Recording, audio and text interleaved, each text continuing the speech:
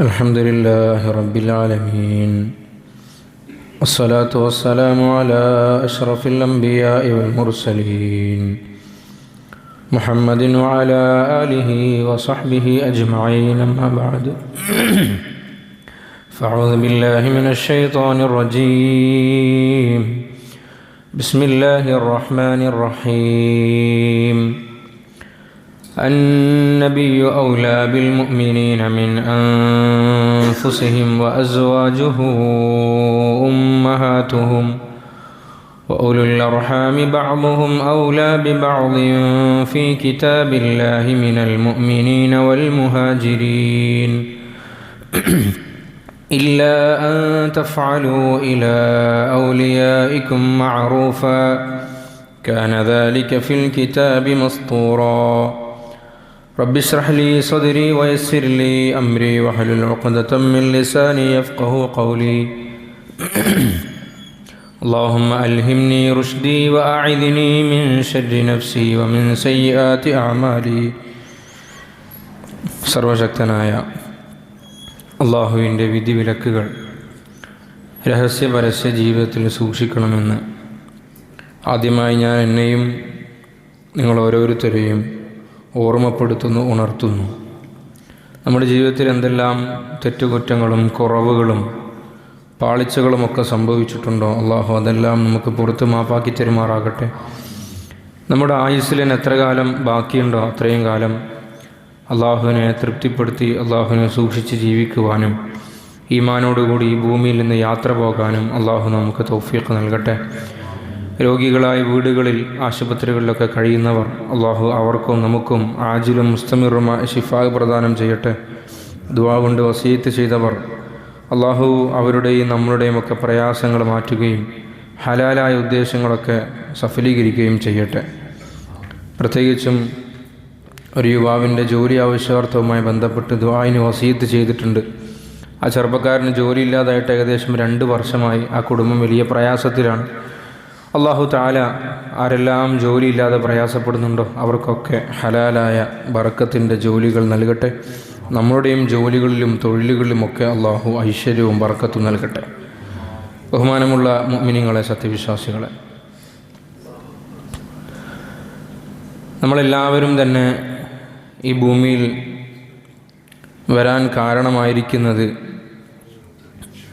നമ്മുടെ മാതാപിതാക്കൾ മുഖാന്തരമാണ്. നമുക്ക് ജന്മം നൽകിയ നമ്മുടെ മാതാവ്, അതിന് കാരണക്കാരനായ നമ്മുടെ പിതാവ്, ഇവരോടുള്ള കടമകളും കടപ്പാടുകളും പരിശുദ്ധമായ ശരീഅത്ത് ദീൻ വളരെ ഗൗരവത്തിൽ എന്നും പറയുന്ന കാര്യമാണ്. കാരണം ആ ഉമ്മയുടെ തർബിയത്തും ആ വാപ്പയുടെ എല്ലാ രീതിയിലുള്ള സംരക്ഷണവുമാണ് ഒരു കുഞ്ഞിനെ ഭൗതിക തലത്തിൽ വളർച്ചയ്ക്കും നേട്ടത്തിനും സഹായിക്കുന്നത്. അതിനെ സംബന്ധിച്ച് നമ്മൾ ഒരുപാട് പറയുകയും കേൾക്കുകയും ചർച്ച ചെയ്യുകയും ഒക്കെ ചെയ്യാറുമുണ്ട്. എന്നാൽ മുഅ്മിനീങ്ങളെ സംബന്ധിച്ചിടത്തോളം, നമ്മളെ സംബന്ധിച്ചിടത്തോളം, നമുക്ക് ഉമ്മ എന്നുള്ള നിലക്ക് 2 രീതിയിലുള്ള ആളുകൾ വരുന്നുണ്ട്. ഒന്ന് നമ്മുടെ ബയോളജിക്കൽ മദർ, അത് നമുക്ക് ജന്മം നൽകിയ നമ്മുടെ വാപ്പയാണ്, നമ്മുടെ ഉമ്മയാണ്. 2 നമ്മുടെ ബയോളജിക്കൽ ഫാദർ, നമുക്ക് ജന്മം നൽകാൻ കാരണക്കാരനായ, ഭൗതികാർത്ഥത്തിൽ കാരണക്കാരനായ നമ്മുടെ പിതാവാണ്. എന്നാൽ മുസ്ലിമീങ്ങളെ സംബന്ധിച്ചിടത്തോളം ഇസ്ലാം നമുക്കൊരു മറ്റൊരു മാതാപിതാക്കളെയും കൂടി നമുക്ക് പരിചയപ്പെടുത്തി തരുന്നുണ്ട്. ഒന്ന് നമ്മുടെ ആത്മീയമായ പിതാവാണ്, 2 നമ്മുടെ ആത്മീയമായ മാതാവാണ്. നമുക്ക് വേണമെങ്കിൽ സ്പിരിച്വൽ ഫാദർ എന്നും സ്പിരിച്വൽ മദർ എന്നും വിളിക്കാം. ആരാണ് നമ്മുടെ ആത്മീയമായ പിതാവ്? ഒരു സംശയവും അതിലില്ല, അഷ്റഫുൽ ഖൽഖായ റസൂലുള്ളാഹി സ്വല്ലല്ലാഹു അലൈഹി വസല്ലമ തങ്ങളാണ്. അല്ലാഹു തആല ഖുർആനിൽ പറഞ്ഞു, അന്നബിയ്യു ഔലാ ബിൽ മുഅ്മിനീന മിൻ അൻഫുസിഹിം. ഓരോ മനുഷ്യൻ, ഓരോ സത്യവിശ്വാസി അയാൾക്ക് അയാളുടെ ശരീരം എത്രമാത്രം പ്രിയപ്പെട്ടതാണോ, എത്രമാത്രം ചേർന്ന് നിൽക്കുന്നതാണോ അതിനേക്കാൾ പ്രിയപ്പെട്ടവനാണ്, ചേർന്ന് നിൽക്കുന്നവനാണ് ഹബീബായ റസൂലുള്ളാഹി സ്വല്ലല്ലാഹു അലൈഹി വസല്ലമ തങ്ങൾ.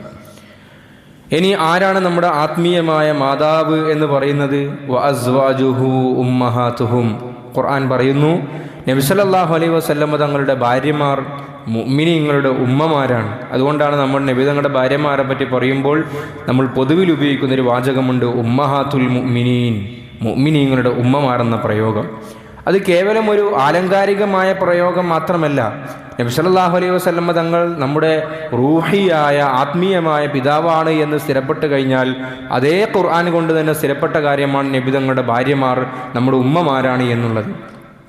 നമ്മൾ നമ്മുടെ സ്വന്തം ഉമ്മയെ, നമുക്ക് ജന്മം നൽകിയ നമ്മുടെ ബയോളജിക്കൽ മദറിനെ നമ്മൾ എത്രമാത്രം സ്നേഹിക്കും, അവർക്ക് വേണ്ടി നമ്മൾ എത്രമാത്രം ദുആ ചെയ്യും, അവർക്ക് വേണ്ടി എത്രമാത്രം നമ്മൾ അധ്വാനങ്ങൾ നയിക്കും, ഇതുപോലെ തന്നെ നമ്മൾ നമ്മുടെ ആത്മീയമായ മാതാവായ പിതാവായ ഹബീബായ റസൂലുള്ളാഹി സ്വല്ലല്ലാഹു അലൈഹി വസല്ലം തങ്ങൾക്ക് വേണ്ടി നമ്മൾ നിലകൊള്ളേണ്ടതുണ്ട്. അതിനുവേണ്ടി നമ്മൾ പരിശ്രമിക്കേണ്ടതുണ്ട്.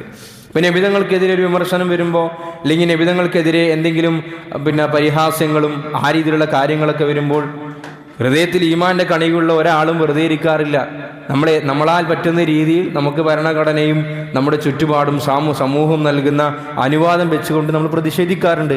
അത് നബി സല്ലല്ലാഹു അലൈഹി വസല്ലം തങ്ങളോടുള്ള നമ്മുടെ കൂറിൻ്റെ പേരിലാണ്. കാരണം നബി തങ്ങൾ സല്ലല്ലാഹു അലൈഹി വസല്ലം തങ്ങളുടെ ആത്മീയമായ പിതാവാണ്. എന്ന് പറഞ്ഞാൽ എൻ്റെ ആത്മാവിൻ്റെ ജീവന് വേണ്ടി, എൻ്റെ ആത്മാവ് നന്നാകുന്നതിന് വേണ്ടി, എന്നും നിലനിൽക്കുന്ന ഈ ആത്മാവിൻ്റെ രക്ഷയ്ക്ക് വേണ്ടിയിട്ടുള്ള അധ്യാപനങ്ങളൊക്കെ എനിക്ക് കിട്ടിയിരിക്കുന്നത് അത് ഹബീബായ റസൂലുള്ളാഹി സ്വല്ലല്ലാഹു അലൈഹി വസല്ലം തങ്ങളിൽ കൂടിയിട്ടാണ്. ഇതുപോലെ നമ്മൾ പഠിക്കേണ്ടുന്ന അല്ലെങ്കിൽ മനസ്സിലാക്കേണ്ടുന്ന ഏറ്റവും വളരെ വിശാലമായ ഒരു മേഖലയാണ് നബി സല്ലല്ലാഹു അലൈഹി വസല്ലം തങ്ങളുടെ ഭാര്യമാരെ പറ്റി നമ്മൾ പഠിക്കേണ്ടതുണ്ട്.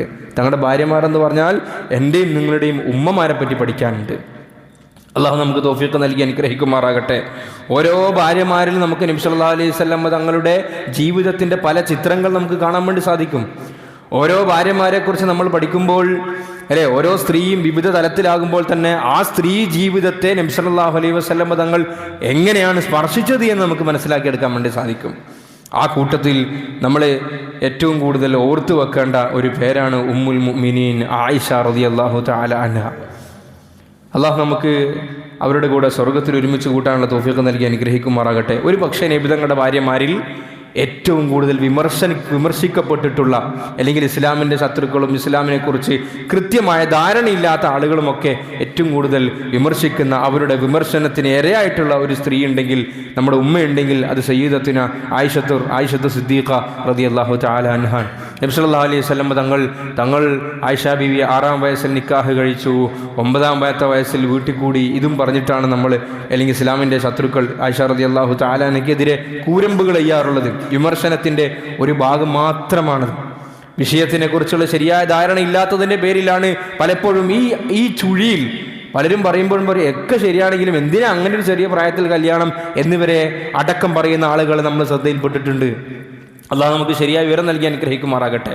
നമ്മൾ മനസ്സിലാക്കേണ്ടുന്ന കാര്യം, ആയിഷ റളിയല്ലാഹു തആല അൻഹ വാപ്പ എന്ന് പറഞ്ഞാൽ നമുക്കറിയാലോ, അബൂബക്കർ സിദ്ദീഖ് റളിയല്ലാഹു തആല അൻഹു, സാഹിബ് റസൂലുള്ളാഹി സ്വല്ലല്ലാഹു അലൈഹി വസല്ലം. നുബുവത്തിന് മുമ്പേ നബി തങ്ങളുടെ ഏറ്റവും അടുത്ത കൂട്ടുകാരാണ് അബൂബക്കർ റളിയല്ലാഹു തആല അൻഹു.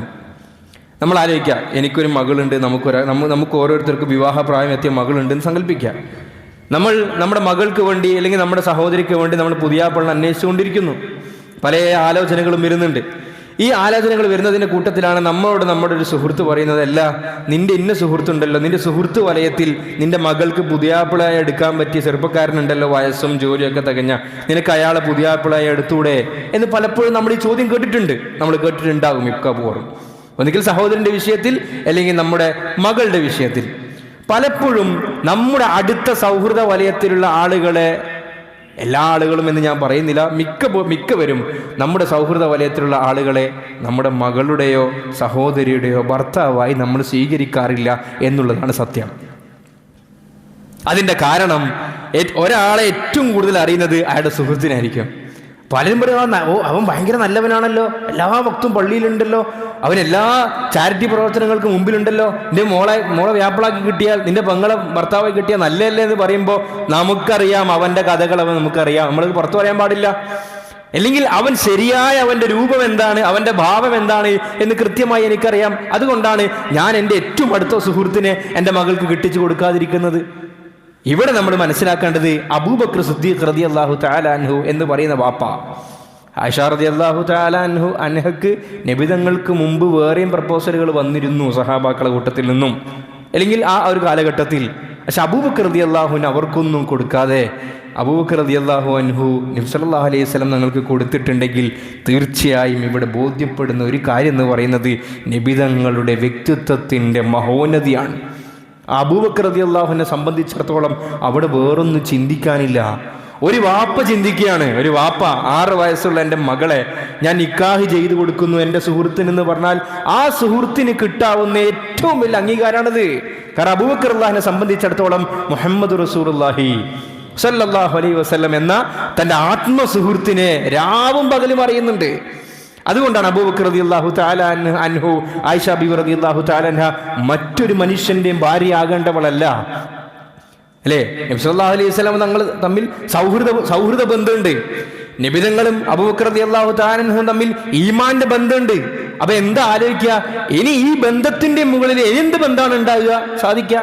രക്തബന്ധം എന്തായാലും ഉണ്ടാക്കാൻ സാധിക്കില്ല. കാരണം ജനിച്ചു പോയല്ലോ, രണ്ട് കുടുംബത്തിലെ ജനിച്ചു പോയാലും രണ്ടുപേരുടെയും 2 പിതാവും മാതാവുമായിട്ട് ജനിച്ചു പോയി. ഇനത് പോസിബിൾ അല്ല. ഇനി സാധ്യമായ ഒരു ബന്ധം സൃഷ്ടിക്കുക എന്ന് പറയുന്നത് എൻ്റെ മകളുടെ ഭർത്താവാകുക എന്നുള്ളതാണ്. അതുകൊണ്ടാണ് ആയിഷ റളിയല്ലാഹു തആല അൻഹയെ തീർച്ചയായും മുഹമ്മദ് റസൂലുള്ളാഹി സ്വല്ലല്ലാഹു അലൈഹി വസല്ലം തങ്ങൾക്ക് വാപ്പയാകുന്ന അബൂബക്കർ സിദ്ദീഖ് റളിയല്ലാഹു തആല അൻഹ വിവാഹം കഴിപ്പിച്ചു കൊടുക്കുന്നത്. 6-ാമത്തെ വയസ്സിൽ നിക്കാഹ് കഴിഞ്ഞു. ഇമാം ബുഖാരി ഒക്കെ റിപ്പോർട്ട് ചെയ്യുന്ന ഹദീസ് അനുസരിച്ചിട്ട് ആയിഷ റളിയല്ലാഹു തആല അൻഹ തന്നെ പറയുന്നുണ്ട്, എൻ്റെ നിക്കാഹ് കഴിഞ്ഞത് 6-ാമത്തെ വയസ്സിലാണ്, പക്ഷെ വീട്ടിൽ കൂടുതൽ നടന്നിട്ടില്ല. 9-ാമത്തെ വയസ്സിലാണ് എൻ്റെ വീട്ടിൽ കൂടുതൽ നടന്നത് എന്ന് മഹദിയായ ആയിഷ റളിയല്ലാഹു തആല അൻഹ പറയുകയുണ്ടായി.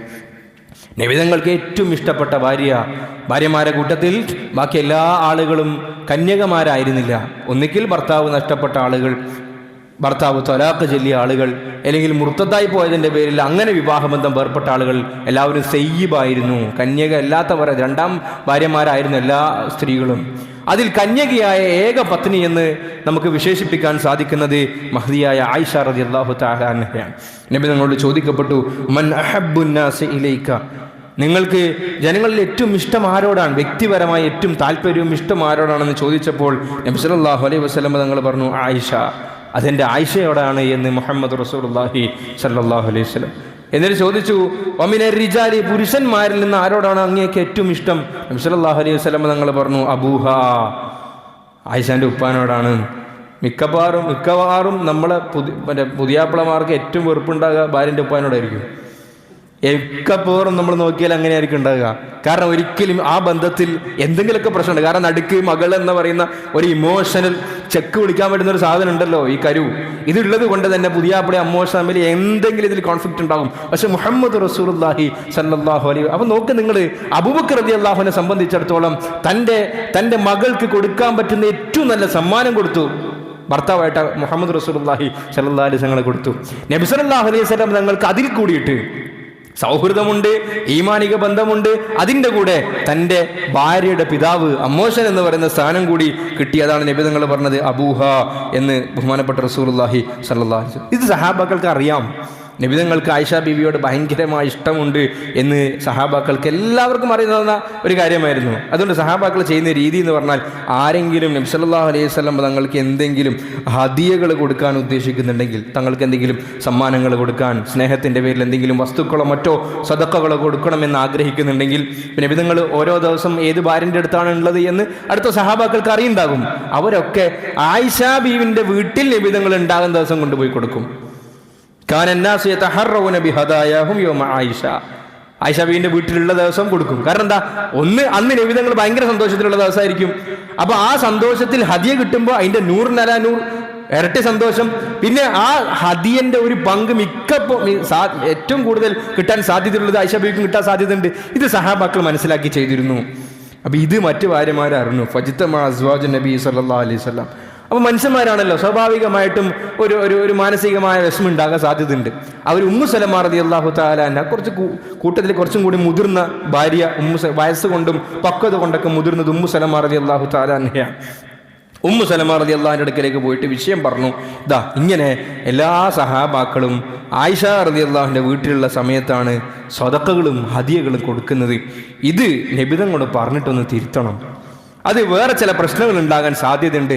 എവിടെ ഉണ്ടായാലും സദഖകൾ കൊടുക്കാനും സ്വീകരിക്കാനുമുള്ള ഒരു രൂപരേഖ ഒന്ന് പറഞ്ഞു കൊടുക്കണമെന്ന് എല്ലാവരും കൂടി ഉമ്മു സലമ റളിയല്ലാഹു അൻഹ ഏൽപ്പിച്ചു. കാരണം ഉമ്മു സലമ റളിയല്ലാഹു അൻഹ ഈ പറഞ്ഞ പോലെ ഒരു പക്വതയും അത് നമുക്ക് ചരിത്രങ്ങളൊക്കെ വായിക്കുമ്പോൾ പല സന്ദർഭങ്ങളിൽ അത് മനസ്സിലാവും. അതുകൊണ്ട് ഉമ്മു സലമ ഇങ്ങനൊന്നും ഇത് പറയണം ആരോട്? ഹബീബായ റസൂലുള്ളാഹി സ്വല്ലല്ലാഹു അലൈഹി വസല്ലം തങ്ങളോട് എന്ന് മറ്റു ഭാര്യമാർ പറഞ്ഞ് ചട്ടം കെട്ടിച്ചു. ഉമ്മു സലമ റളിയല്ലാഹു അൻഹ വിഷയം പറഞ്ഞു. ഫസക്കത, നബി തങ്ങൾ മൗനം പാലിച്ചു. ഫലം യറുദ്ദ അലൈഹ, ഒന്നും നബി തങ്ങൾ മറുപടി പറഞ്ഞില്ല, അതിന് മറുപടി കൊടുത്തില്ല. രണ്ടാമതും നബി തങ്ങളോട് വിഷയം പറഞ്ഞു, നബി തങ്ങൾ മറുപടി പറഞ്ഞില്ല. മൂന്നാമതും പറഞ്ഞപ്പോൾ നബി സല്ലല്ലാഹു അലൈഹി വസല്ലം തങ്ങൾ പറഞ്ഞു, യാ ഉമ്മു സലമ ലാ തുഅ്ദീനി ഫി ആയിഷ ബീവിന്റെ വിഷയത്തിൽ നിങ്ങൾ എനിക്ക് ബുദ്ധിമുട്ടുണ്ടാക്കരുത് എന്ന് പറഞ്ഞു. അത് ജനങ്ങൾ, ഇത് നിബിധങ്ങൾ ഞാനായിട്ട് നിങ്ങളെല്ലാവരും ആയിഷ ബീവിന്റെ വീട്ടിലുള്ള സമയത്ത് ഹദിയ തരണം എന്ന് പറഞ്ഞുണ്ടാക്കിയതല്ല. അവരുടെ ഇഷ്ടപ്രകാരം അവർക്ക് കൂടുതൽ സ്നേഹവും മമതയും ലഭിക്കുന്നതിന് വേണ്ടി അവർ തെരഞ്ഞെടുത്ത ഒരു ചോയ്സാണിത്. അപ്പൊ അത് ഞാൻ തിരുത്താൻ പോയാൽ അത് സഹാബാക്കൾക്കും ബുദ്ധിമുട്ടുണ്ടാകും, ആയിഷ ബീവി റളിയല്ലാഹു തആല അൻഹക്കും വിഷമുണ്ടാകും. അതുകൊണ്ട് ലാ തുഅ്ദീനി ഫി ആയിഷ ബീവിയുമായി ബന്ധപ്പെട്ട് നിങ്ങൾ എനിക്ക് ബുദ്ധിമുട്ടുണ്ടാക്കരുത്. നിബിധങ്ങൾ അവിടെ വളരെ പ്രധാനപ്പെട്ട ഒരു കാര്യം പറയുന്നുണ്ട്. ഫഇന്നഹു വല്ലാഹി മാ നസല അലയ്യൽ വഹ്യു വഅന ഫീ ലിഹാഫി ഇംറഅത്തിൻ മിൻകുന്ന ഗൈറഹാ ഔ കമാ ഖാല റസൂലുള്ളാഹി സ്വല്ലല്ലാഹു അലൈഹി വസല്ലം. ഞാൻ ഭാര്യമാരെന്ന നിലക്ക് നിങ്ങളുടെ അടുക്കലൊക്കെ വരാറുണ്ട്, എനിക്ക് പല സമയങ്ങളിൽ വഹ്യ് ഇറങ്ങാറുണ്ട്.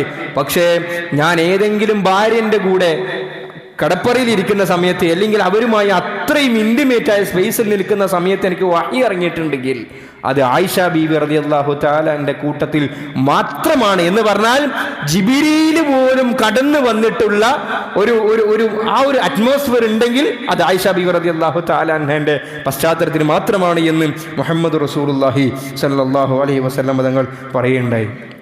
അത്രയും ബന്ധമായിരുന്നു നബിയും ആയിഷ ബീവി റളിയല്ലാഹു തആല തമ്മിൽ.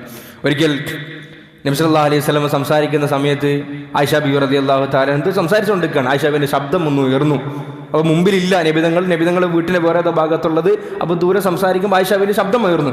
ഈ സമയത്ത് വാപ്പയാകുന്ന അബൂബക്കർ സിദ്ദീഖ് റളിയല്ലാഹു തആല അൻഹു കടന്നു വന്നു.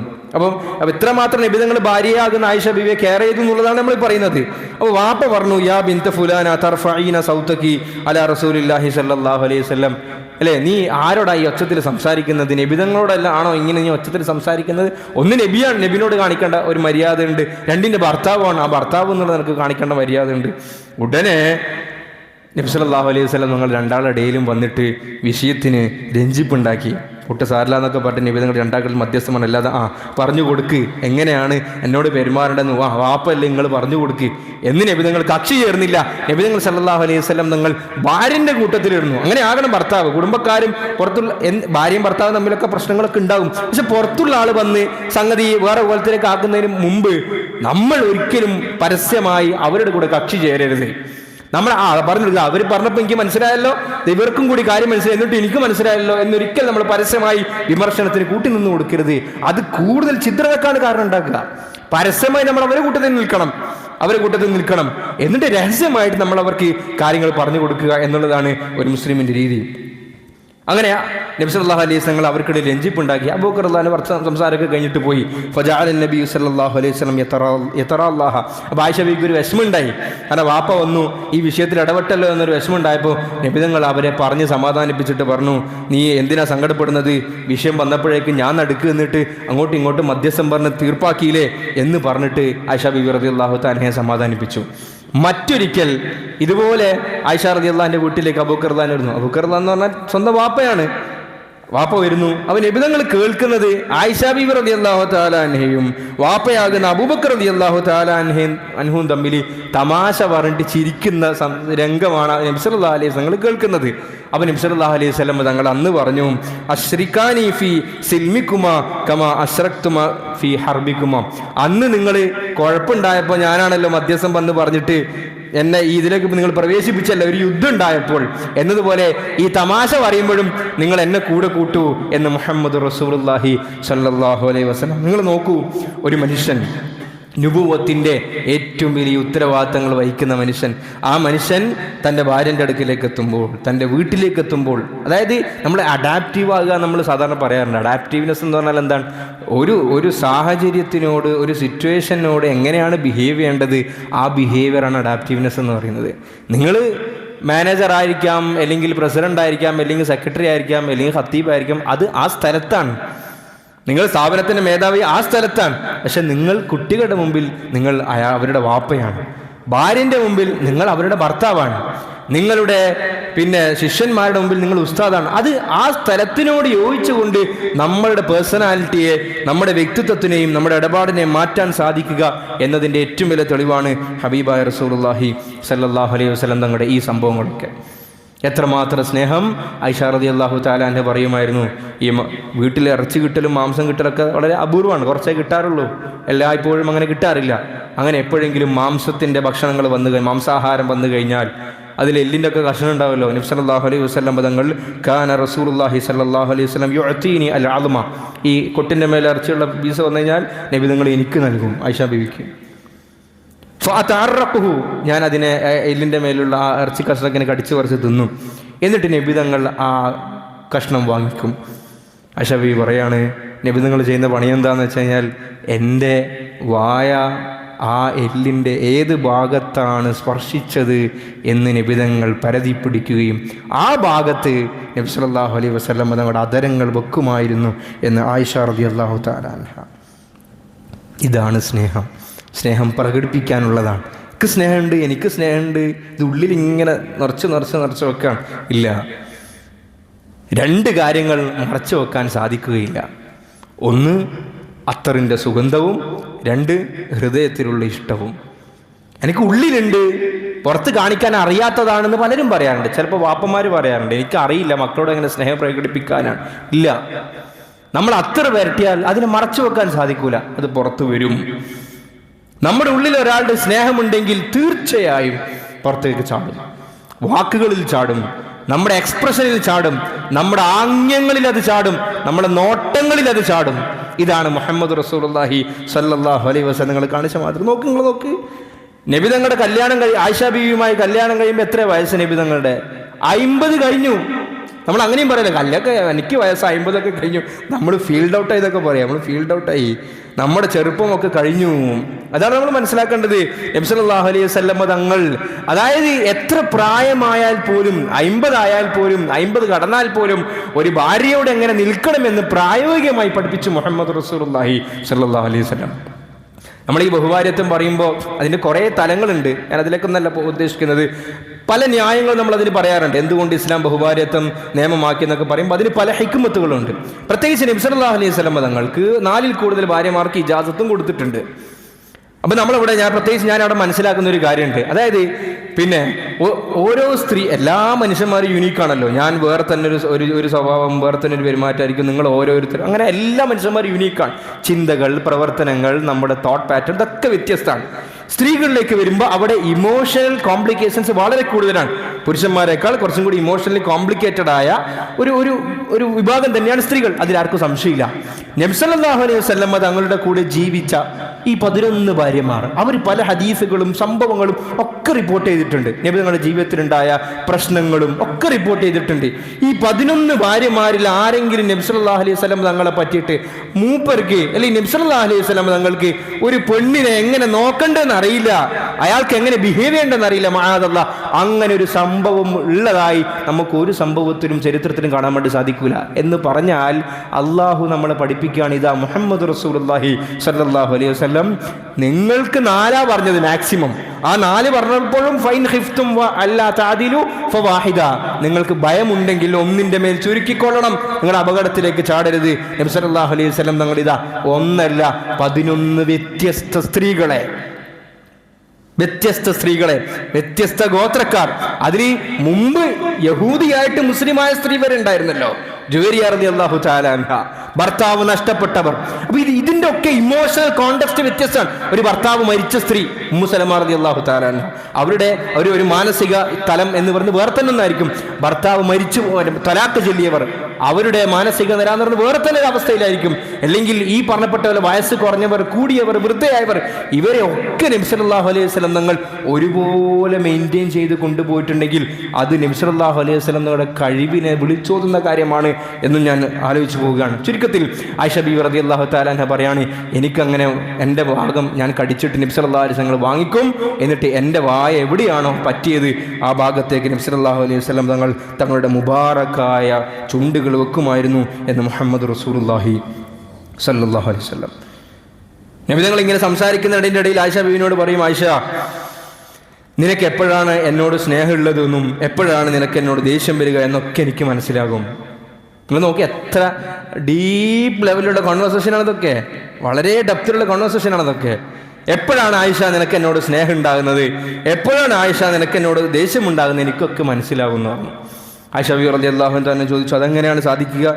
നബി സല്ലല്ലാഹു അലൈഹി വസല്ലം തങ്ങൾ പറഞ്ഞു, നീ എന്നോട് നല്ല നിലയിലാകുമ്പോൾ, സ്നേഹത്തിലാകുമ്പോൾ, നീ എന്തെങ്കിലും വിഷയങ്ങൾ സംസാരിക്കുമ്പോൾ, ഇപ്പോൾ അറബികൾ പൊതുവിലെ നമ്മൾ അറബികളുടെ സംസാരം കേട്ടാൽ അവർ സത്യം ചെയ്തുകൊണ്ടാണ് പറയുക, വല്ലാഹി വറബ്ബി മുഹമ്മദിൻ തല്ലാഹി ബില്ലാഹി, ഇങ്ങനെ ശബദത്തിൻ്റെ വാക്കുകൾ ഇങ്ങനെ പറയും അവർ. അത് അവരുടെ ഒരു പൊതു ശൈലിയാണ്.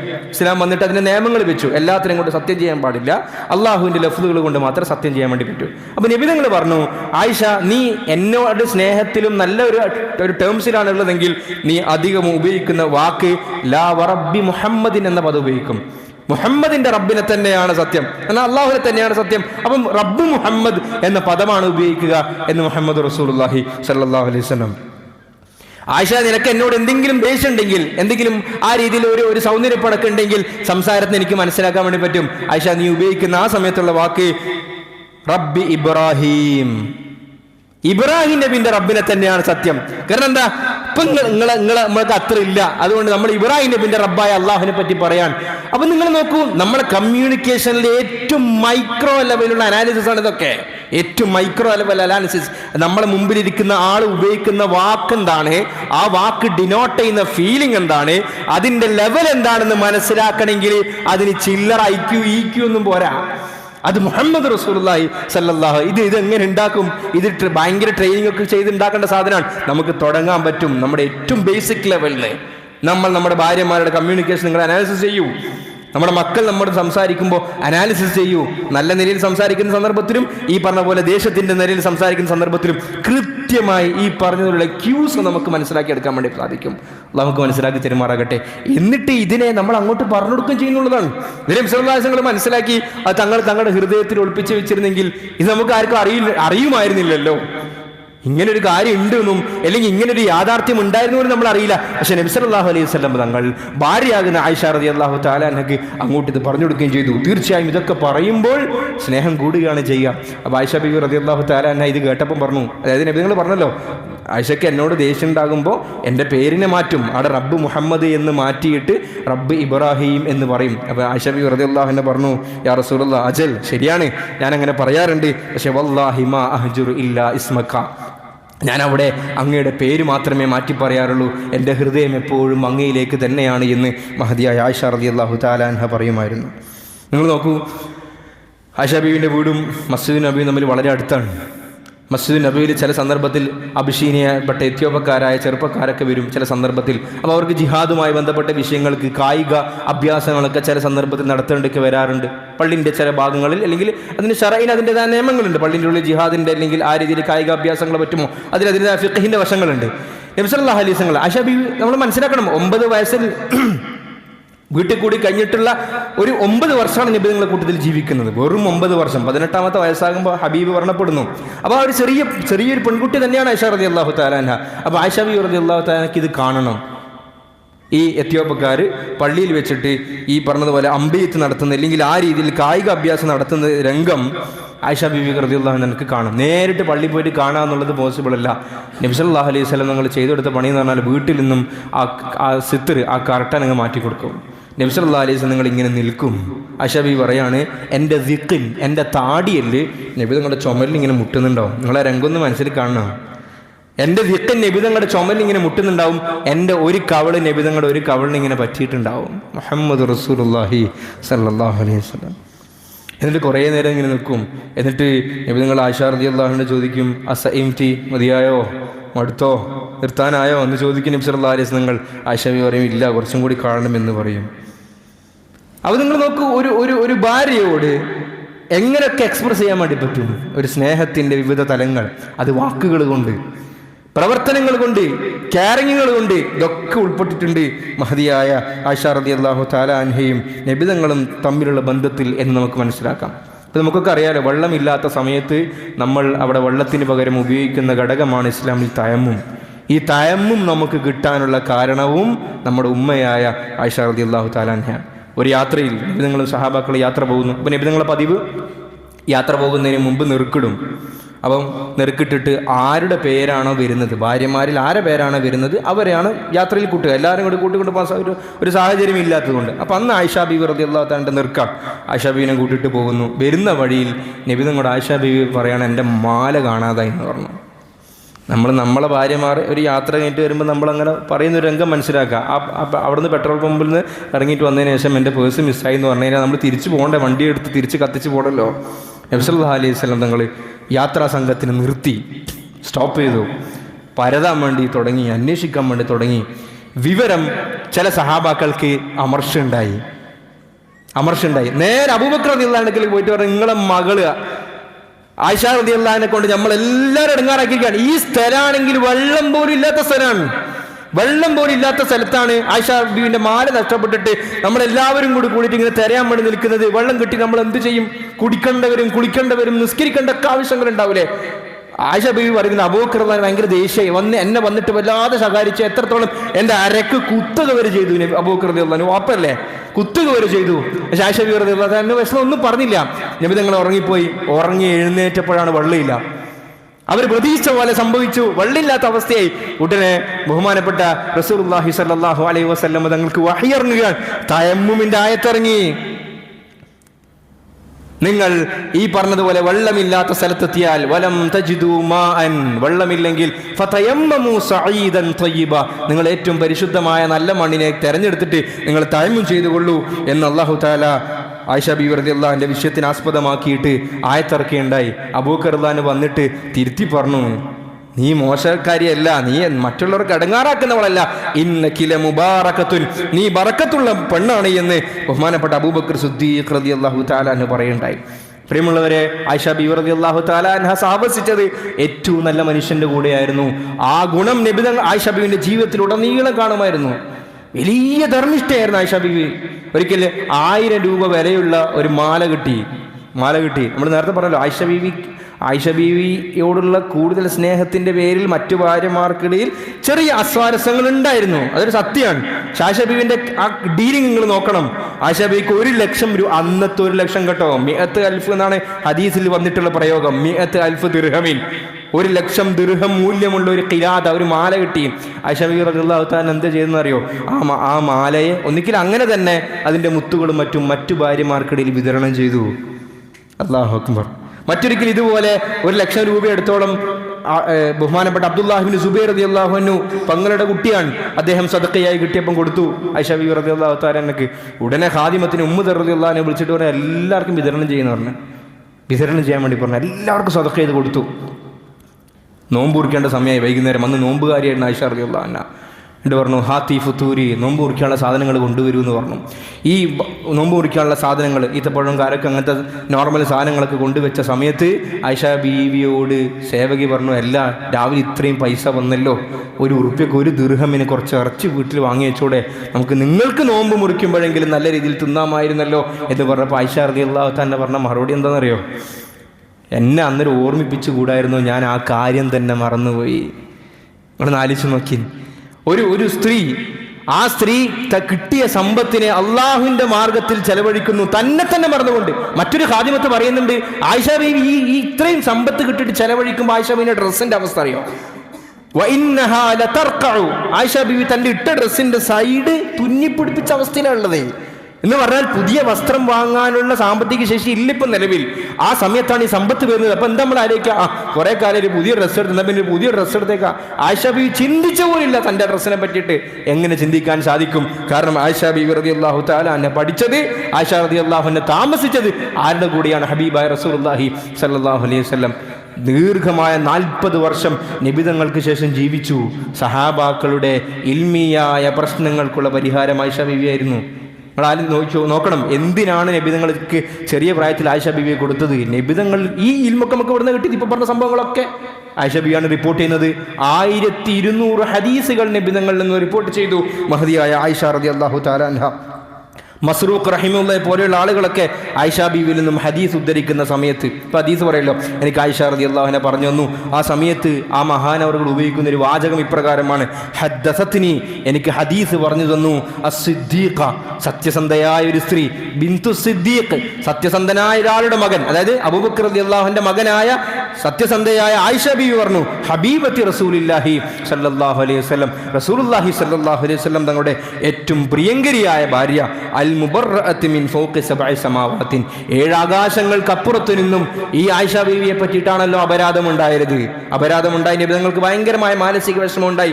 ആ സമയത്ത് അള്ളാഹുവാണ് ഇടപെട്ടിട്ട് പറഞ്ഞത്, ആയിഷ ഈ വിഷയത്തിൽ കുറ്റമുക്തയാണ്, ആയിഷ ബീവിയെ കുറ്റം പറയാൻ പാടില്ല എന്ന നിലക്ക് പറഞ്ഞ ആ ആയിഷ റളിയല്ലാഹു തആല അൻഹ എനിക്ക് ഹദീസ് പറഞ്ഞു തന്നിരിക്കുന്നു. പ്രിയമുള്ളവരെ, ഇതാണ് നമ്മുടെ ഉമ്മ ആയിഷ റളിയല്ലാഹു തആല അൻഹ. ഈ ഉമ്മയെ നമ്മുടെ ബയോളജിക്കൽ മദറിനെ സ്നേഹിക്കുകയും ആദരിക്കുകയും അവർക്ക് വേണ്ടി ദുആ ചെയ്യുകയും ചെയ്യുന്നത് പോലെ തന്നെ നമ്മുടെ ആത്മീയമായ മാതാക്കളായ ഉമ്മഹാത്തുൽ മുഅ്മിനീൻ, അവരെക്കുറിച്ച് നമ്മൾ പഠിക്കണം, കേൾക്കണം. അവരിലുള്ള ജീവിതത്തിലെ മൂല്യങ്ങൾ നമ്മുടെ ജീവിതത്തിൽ പകർത്താൻ വേണ്ടി നമ്മൾ തയ്യാറാകണം. നമ്മുടെ പെൺമക്കൾ കേൾക്കേണ്ട കഥകൾ ഇങ്ങനത്തെ കഥകളാണ്.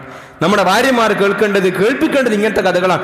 എൻ്റെ ഭാര്യ ആയിഷയെ പോലെ ആകണം, ആയിഷയെ പോലെ ഭാര്യ ആകണമെങ്കിൽ ഞാൻ മുഹമ്മദ് റസൂലുള്ളാഹി സ്വല്ലല്ലാഹു അലൈഹി വസല്ലമയുടെ അത്ര ഒന്നും എത്തൂലെങ്കിലും മുഹമ്മദ് റസൂലുള്ളാഹിന്റെ മീമിൻ്റെങ്കിലും അത്ര എത്തിക്കഴിഞ്ഞാൽ എൻ്റെ ഭാര്യ ആയിഷ പോലെ ആയിട്ടില്ലെങ്കിലും ആയിഷൻ്റെ ഐൻ പോലെയെങ്കിലും ആകും എന്ന ബോധ്യം നമുക്ക് ഉണ്ടാക്കി തീർക്കണം. അല്ലാഹു സുബ്ഹാനഹു വ തആല നമ്മളെയും ഇവരെയും ഒക്കെ അവൻ്റെ അനുഗ്രഹങ്ങൾ നിറഞ്ഞ ജന്നാത്തുൽ ഫിർദൗസിൽ ഒരുമിച്ച് കൂട്ടി അനുഗ്രഹിക്കുമാറാകട്ടെ. വ ആഖിറു ദഅവാന അൽഹംദുലില്ലാഹി റബ്ബിൽ ആലമീൻ.